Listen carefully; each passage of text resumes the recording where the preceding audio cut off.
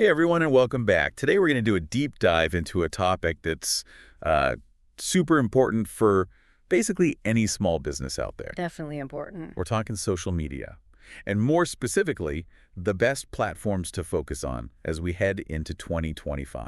It's crazy to think Yeah. just how many people are on social media these days. Right? It's over 5.17 billion users worldwide. That's like what So, almost everyone who's online. yeah, you're looking at like 95% of all internet users are active on at least one social media platform. It's mind-boggling. And what's even more mind-boggling is that for a small business today, it's pretty much non-negotiable. Oh, absolutely. You can't just ignore social media anymore if you're trying to grow your business. Exactly. That massive user base we talked about, that's your potential customer base right there. Right. Okay, so we know it's important, but that still doesn't really tell us where to start. I mean, there's so many platforms out there. We've got the big names that everyone's heard of, but then there are tons of newer ones popping up all the time. It can be overwhelming, that's for sure. But before we even jump into specific platforms, the most important thing is understanding why social media matters for your business. What are you actually hoping to achieve? Yeah, that makes sense because it's not a one-size-fits-all kind of thing, is it?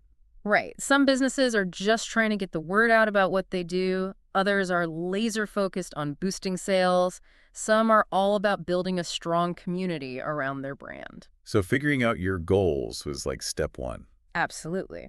And once you know your goals, then you can start to look at which platforms are the best fit to help you achieve them.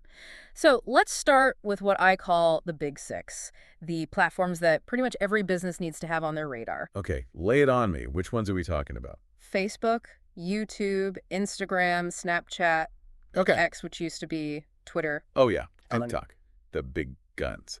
Okay, let's break them down one by one. So Facebook, the granddaddy of them all, I mean, still has, what, over 3 billion users? It's insane. That's incredible.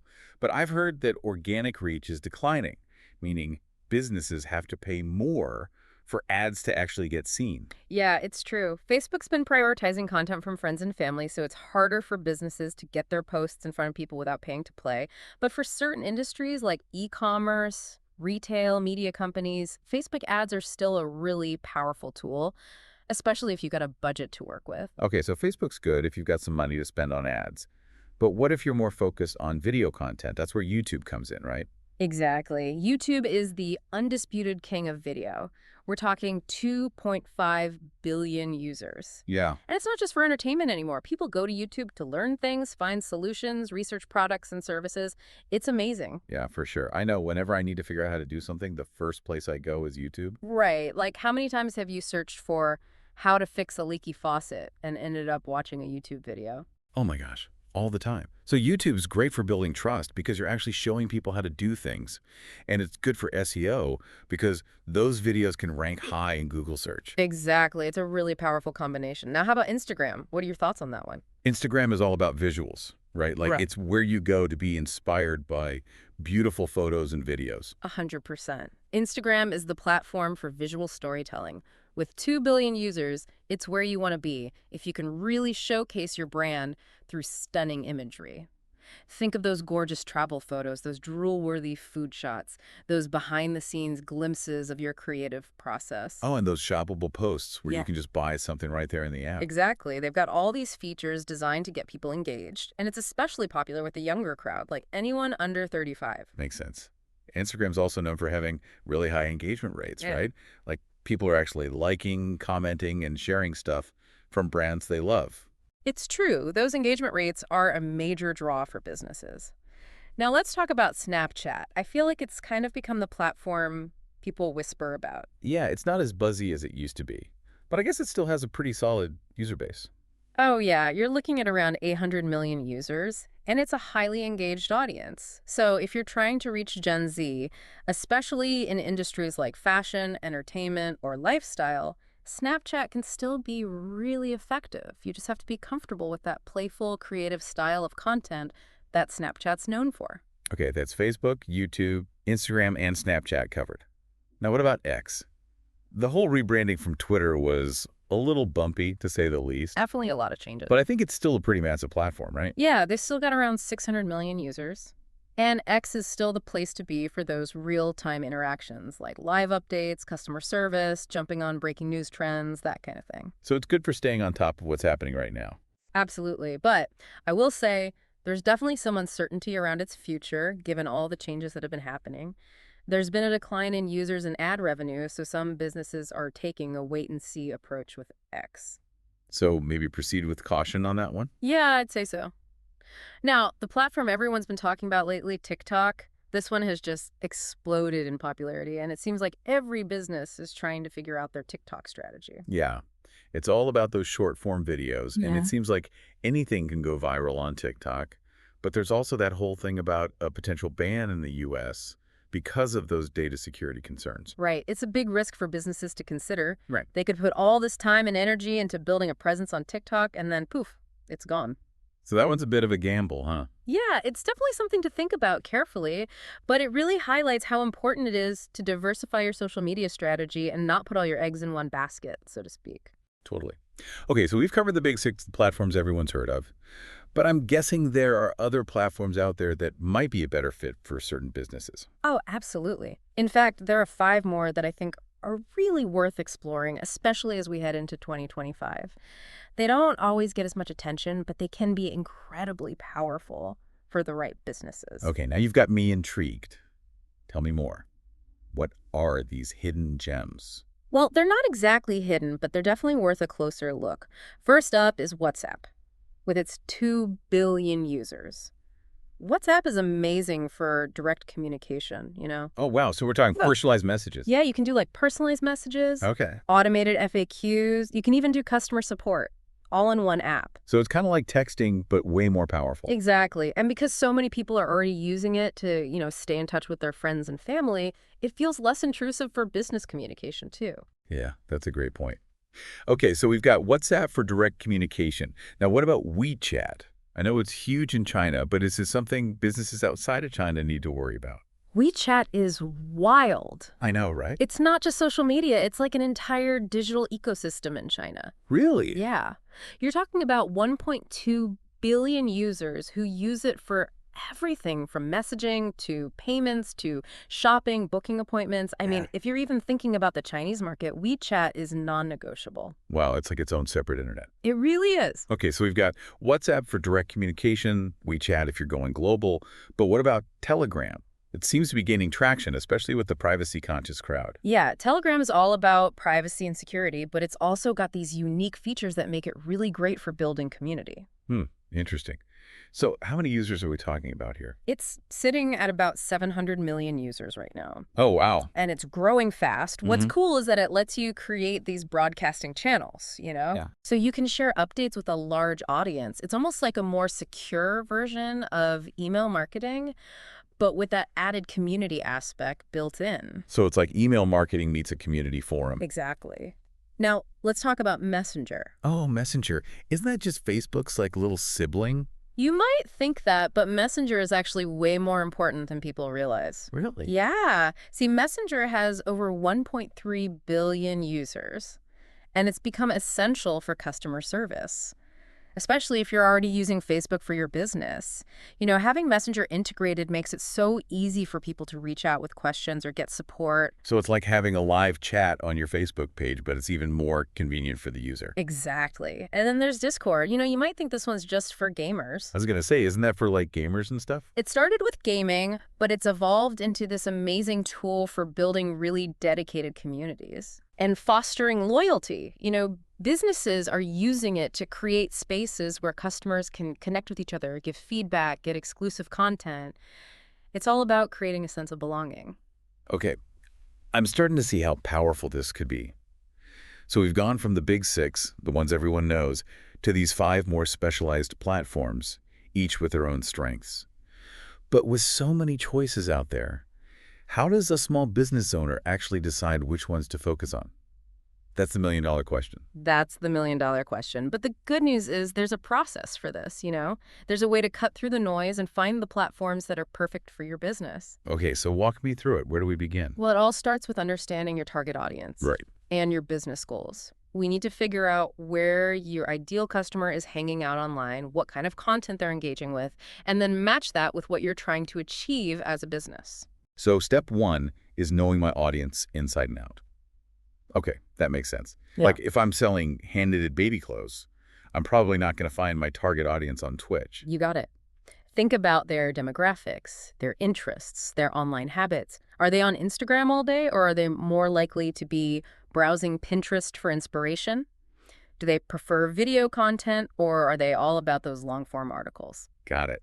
So know your audience. What's next? Hmm. How do my business goals factor into this decision? Well, your goals are going to determine which platforms are best equipped to help you achieve them. Say your main goal is building brand awareness, right? Hmm? Platforms like Instagram and TikTok, where visuals and shareability are king, might be perfect for that. But if you're all about driving sales, Yeah, I want people to see my product and click buy now. then platforms with strong e-commerce features like Facebook and Instagram would be a better bet because they've got those built-in shopping features that make it really easy for people to make a purchase right then and there. Okay, so to recap, I need to know where my target audience hangs out, what kind of content they love, and what my specific business goals are. Makes sense.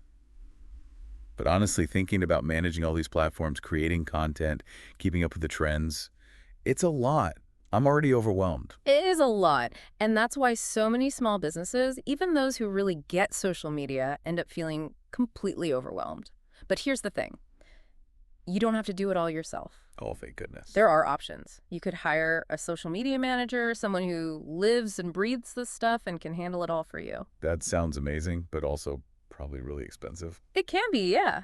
But there are more affordable options too, you know? You could work with a freelance social media consultant or even a marketing agency that specializes in social media. Okay. They can take a lot of the pressure off, especially when it comes to those day-to-day tasks. Okay, so delegating is definitely an option. But even if I'm not doing everything myself, I still need to understand the basics, right? Yeah. Otherwise, how am I even going to know if they're doing a good job? Oh, absolutely. You always want to have at least a foundational understanding of how social media works, even if you're outsourcing some of the tasks. You know, you need to be able to give them direction, review their work, make sure it's aligned with your goals. Think of it this way. You don't need to be a mechanic to drive a car, but you need to know enough to tell if it's making a funny noise and needs to go to the shop. Yeah, that's a great analogy. Okay. Okay, so understand the basics, delegate if possible.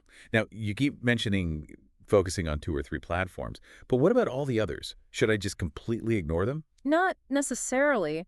It's a good idea to at least claim your business name on the major platforms, even if you're not actively using them right now. So it's like I'm reserving my spot, just in case. Exactly. That way, no one else can snag your brand name.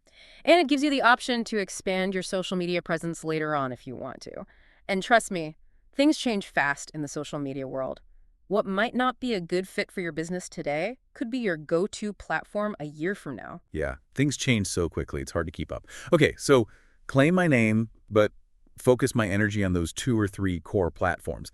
But how do I even keep up with all the changes? It seems Wow. like every time I log on, there's like a new feature or a new trend or some new update. It's exhausting. It is. Keeping up with the social media world can feel like trying to drink from a fire hose sometimes. But the good news is that there are a ton of resources out there to help you stay informed. You've got industry blogs and websites, you know, like Social Media Examiner or HubSpot. You can follow social media experts on platforms like Twitter and LinkedIn. What about those social media conferences? Are they worth going to? Oh, for sure. Conferences and workshops are a fantastic way to network with other professionals, learn from industry leaders, get hands-on training. You know, you can usually find local events in your area, or you can attend bigger conferences like Social Media Marketing World. Okay, so there are a lot of ways to avoid feeling totally lost. Now, from your experience, what's the biggest mistake you see small businesses making on social media? Oh, that's easy. The most common mistake is treating social media as a one-way street. They just blast out promotional content without actually engaging with their audience or building relationships. They forget about the social part of social media. Yeah, it's not just about talking at people, it's about talking with them. Exactly. You need to think of social media as a conversation. It's about building connections, being authentic, showing your personality. So less buy my product and more let's chat. More like, let's hang out, you know? People buy from people they like, know, and trust. And social media is the perfect place to build that rapport. Okay, less buy my product, more let's hang out. I'm putting that on a sticky note on my computer. Now, you mentioned earlier that organic reach is declining on Facebook. Is that happening on other platforms too? Sadly, yes. It's becoming a trend across most platforms. As more businesses join these platforms and create more content, it's harder to stand out without putting some money behind your posts, you know? like Yeah. paying for ads. So are we all doomed to pay for ads forever? Yeah. Like, is there no hope? Not necessarily. While paid ads are definitely an option, there are other ways to boost your reach and engagement organically. And one of the most powerful is creating high-quality content that people actually want to share. Interesting. So if my content is good enough, people will share it with their friends, and then I won't have to rely on ads as much. That's the idea. It's all about creating content that's either valuable or entertaining or informative, something that people can't help but share with their network. So think less about selling and more about providing value. Got it. Okay, so create high-quality, shareable content. Any other strategies for boosting that reach organically? Another really effective strategy is collaboration. Partnering with other businesses or influencers in your industry can help you tap into new audiences and get your content in front of more people. So it's like teamwork, but for social media. Exactly. You can cross-promote each other's content, do joint giveaways or contests, maybe even co-create content together. Makes sense. It's like they get exposed to my audience and I get exposed to theirs. Exactly. It's a win-win. I'm starting to see how this all fits together. But you also mentioned the importance of being social and engaging with your audience. What does that actually look like in practice? Okay, so let's say you're a small business owner who sells handmade jewelry. You've got this beautiful Instagram feed with all these gorgeous photos of your pieces. Okay, I can picture it. Sparkly earrings, delicate necklaces. Right. Now, instead of just posting those photos and hoping people will buy, you can take it a step further by engaging with your followers. Ask a question in your caption, like, what's your favorite gemstone? Or which piece would you wear to a holiday party? So I'm sparking a conversation, I'm getting people involved. Exactly. And when people comment, respond to them. Thank them for their input, answer their questions, show that you're genuinely interested in what they have to say. It's all about building those relationships and making people feel like they're part of a community. That's so important. Okay, so I'm commenting, responding, asking questions. What else can I do to really take that engagement to the next level? Well, you can also use polls and quizzes in your Instagram stories. Ask things like, which necklace is your style? Or what's your favorite color combination? Oh, I love those. Those are always so fun. They're so interactive. Right. And they give you valuable insights into your audience's preferences. You can also use the question sticker in your stories to solicit feedback or ask for ideas. So it's not just about posting pretty pictures. It's about actively engaging with people, making them feel seen and heard. You got it. Engagement goes beyond just responding to comments and messages, though. It's about proactively reaching out to your audience. Okay, give me an example. Let's say someone shares a photo of themselves wearing your jewelry. Repost it to your stories and tag them. It's a small gesture, but it shows you appreciate their support. It helps to build that sense of community we talked about. I love that. Like a virtual high five. Okay, so I'm commenting, responding, reposting, asking questions. What else? What else can I do? Think about ways to collaborate with other businesses or influencers in your industry. Offer to cross-promote each other's content or accounts. Reach out to people you admire and see if there are opportunities to work together.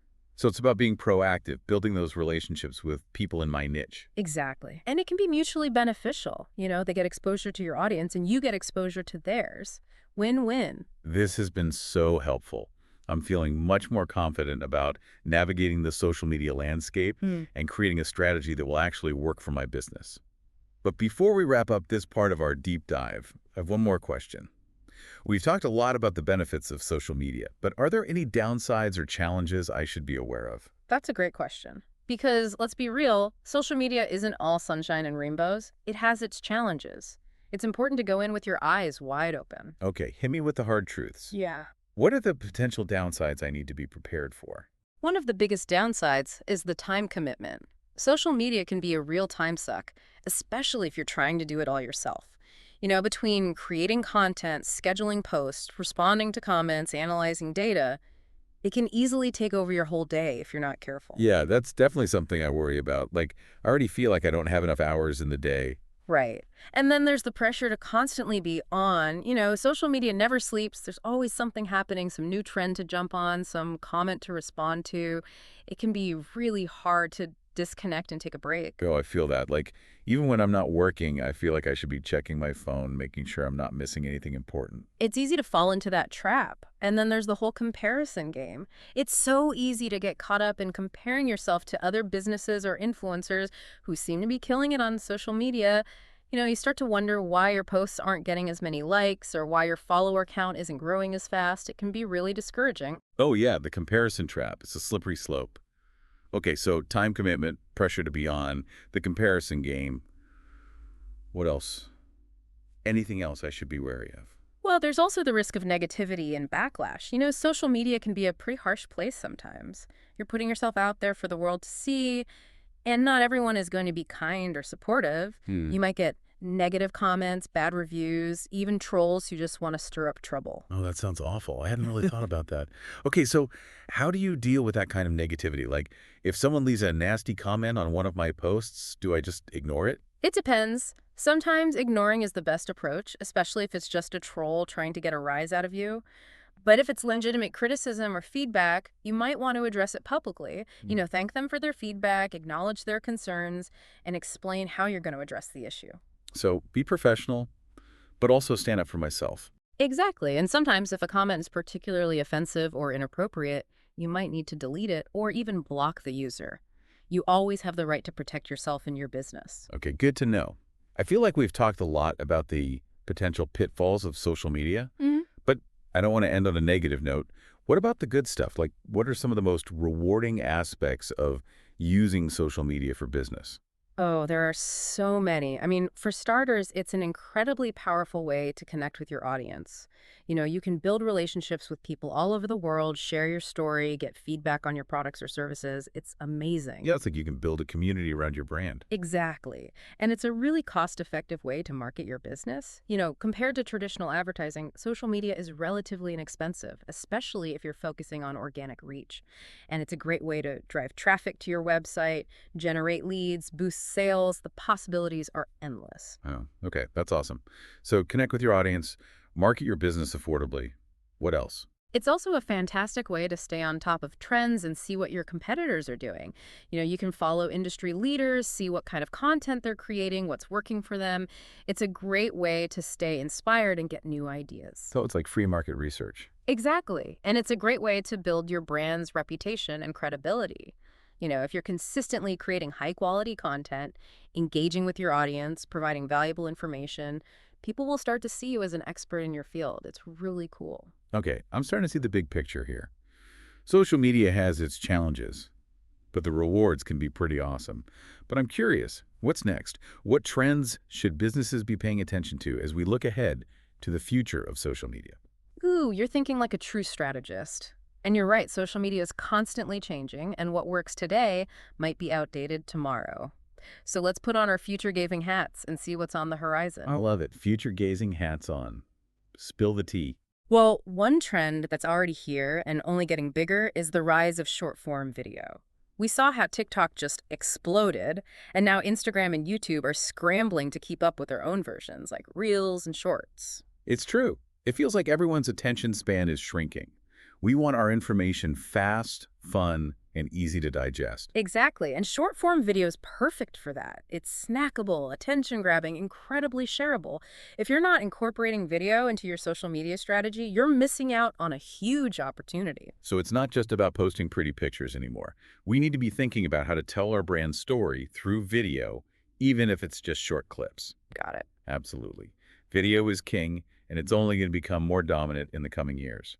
Now, another trend that's really interesting and a bit of a reaction to all that perfectly polished content we see everywhere is the growing importance of authenticity and transparency. Yeah, I've noticed that. It seems like people are getting tired of those picture-perfect Instagram feeds and those brands that seem too good to be true. They want realness. Exactly. Consumers are becoming more savvy. They can spot a fake from a mile away. They want to connect with brands that are real, relatable, human. So it's less about trying to be perfect and more about being genuine and letting people see behind the curtain a little bit. Exactly. Don't be afraid to show the behind the scenes, highlight your values, maybe even admit to making mistakes. That vulnerability can actually make your brand more appealing and trustworthy. People want to know there are real people behind the brand. Okay, so embrace video, be authentic. What else is brewing in the future of social media? Something you've probably heard about. Social commerce is about to get huge. Platforms like Facebook, Instagram, Pinterest, they're all making it easier than ever for businesses to sell directly through their profiles. Right. I've seen those Shop Now buttons popping up everywhere. It's super convenient. You see something you like, and boom, you can buy it right there without leaving the app. Exactly. And this trend's only going to accelerate as social media becomes even more integrated into our shopping habits. So if you haven't already, you need to be thinking about how you can optimize your social media profiles for e-commerce. So high-quality product photos, clear pricing, a seamless checkout process, basically make it as easy as possible for people to buy. You got it. And don't forget about things like shoppable posts, live shopping events. There are so many creative ways to leverage social commerce. Now, these trends are all exciting, but I know what you're thinking. How do I keep up with it all? How do I make sure my business doesn't get left behind? You read my mind. It feels like a never-ending race to stay ahead of the curve. Well, one of the best things you can do is embrace experimentation. Don't be afraid to try new things, test different formats, see what resonates with your audience. So it's less about having a rigid plan and more about being flexible and adapting as you go. Exactly. The social media landscape is constantly changing.